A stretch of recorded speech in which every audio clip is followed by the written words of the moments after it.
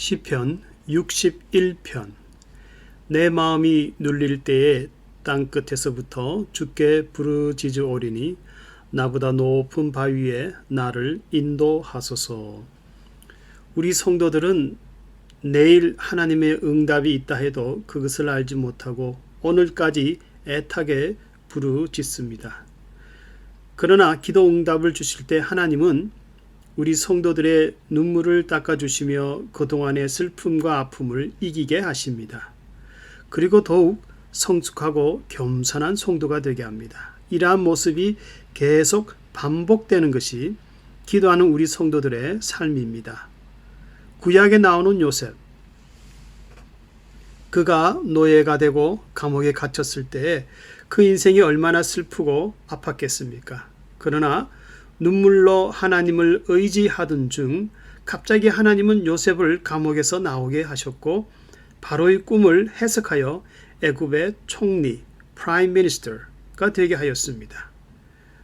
요셉이 바로의 궁전에서 총리의 옷을 입고 다닐 때 한동안은 꿈과 같은 환경이었을 것입니다. 노예로 있던 내가 어떻게 이 나라의 총리가 될 수 있었지?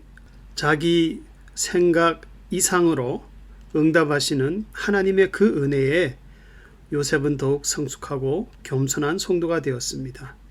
그래서 자기를 팔았던 형제들 앞에서도 형들이여 나로 인하여 근심하지 마소서. 하나님이 우리 가족을 구원하려고 나를 앞서 애굽으로 보내었나이다. 요셉은 하나님이 그의 눈물을 닦아주실 때 형들에게 과거의 원수를 갚는 것이 아니라 이해와 용서를 베푸는 성숙한 신앙인이 되었습니다. 본 시편의 말씀은 다윗이 아들 압살롬의 반란으로부터 쫓겨다녔는데 이제 다시 예루살렘으로 돌아와서 왕의 자리에 앉게 되었습니다. 그때 다윗은 다시 왕위가 회복된 것을 감사하며 이 시편을 지었다고 봅니다.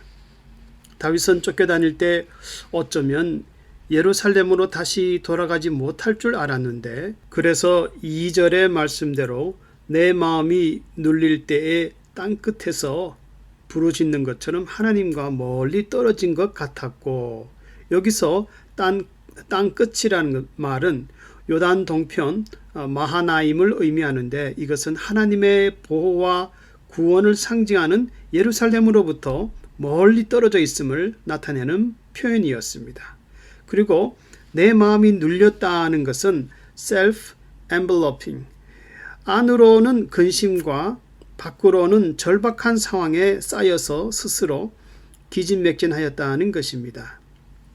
그러나 다윗은 의심치 않고 하나님만을 피난처로 삼았더니 하나님은 다윗의 죄와 허물을 용서하셨고 다시 예루살렘으로 돌아오는데 생각 이상의 신실함을 베푸셨다고 고백하고 있습니다. 사람은 마음이 괴로우면 낙심과 원망 그리고 불신앙으로 기울어지기 쉽습니다. 그러나 이런 중에도 변함없이 성도가 기도에 힘쓴다는 것은 큰 하나님의 은혜입니다. 다윗은 기도로 고난을 통과하면서 더욱 성숙한 성도가 되었고 오히려 전심으로 하나님을 찾는 자가 되었습니다. 그래서 다윗은 하나님을 견고한 망대 그리고 든든한 바위, 주의 성전에 거하는 것이 영원히 주의 날개 아래에 피하는 것과 같은 평안함이라고 표현하고 있습니다. 다시 말하면 다윗은 기도 중에 측량할 수 없는 하나님의 깊은 은혜를 또 한 번 체험했다는 것입니다. 이처럼 기도하는 성도들은 하나님의 측량할 수 없는 은혜를 날마다 체험하기 위해서는 항상 어떤 형편에 있든지 성령님 안에서 기도하는 것밖에 없습니다. 측량할 수 없는 하나님의 은혜. 사도행전에 보면은 저희들이 잘 아는 사울 청년의 이야기가 나옵니다. 과거에 하나님을 향한 잘못된 열심으로 기세등등하였던 사울 청년.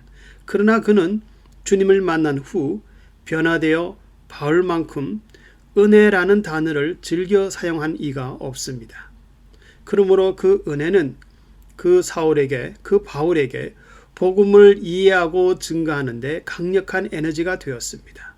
이처럼 성도들이 어떤 문제와 환경을 가지고 엎드려 기도할 때 지금도 나에게 동일한 하나님의 그 은혜와 능력을 누리게 됩니다. 그리고 삶의 원동력을 갖게 됩니다.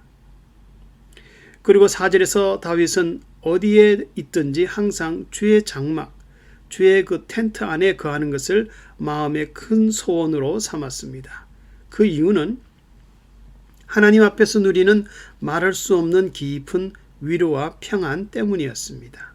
그래서 때때로 다윗은 불안과 어려운 그 환경을 당할 때면은 주의 장막이 더욱 마음에 그리운 장소가 되었던 것입니다.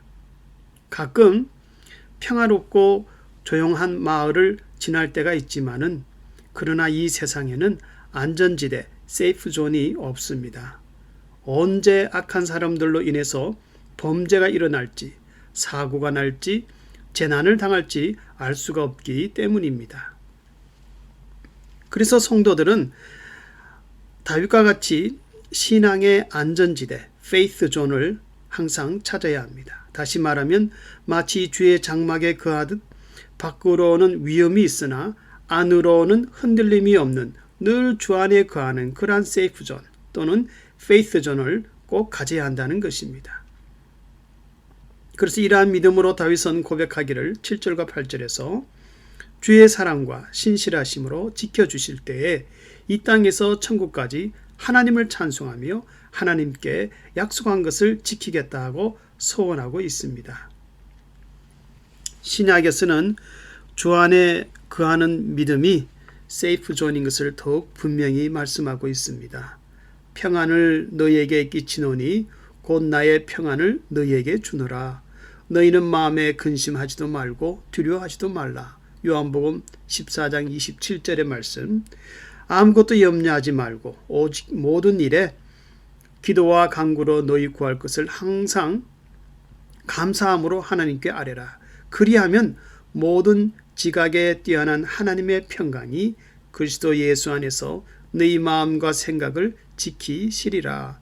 빌립보서 4장 6절 7절 말씀. 너희 염려를 다 주께 맡겨버리라.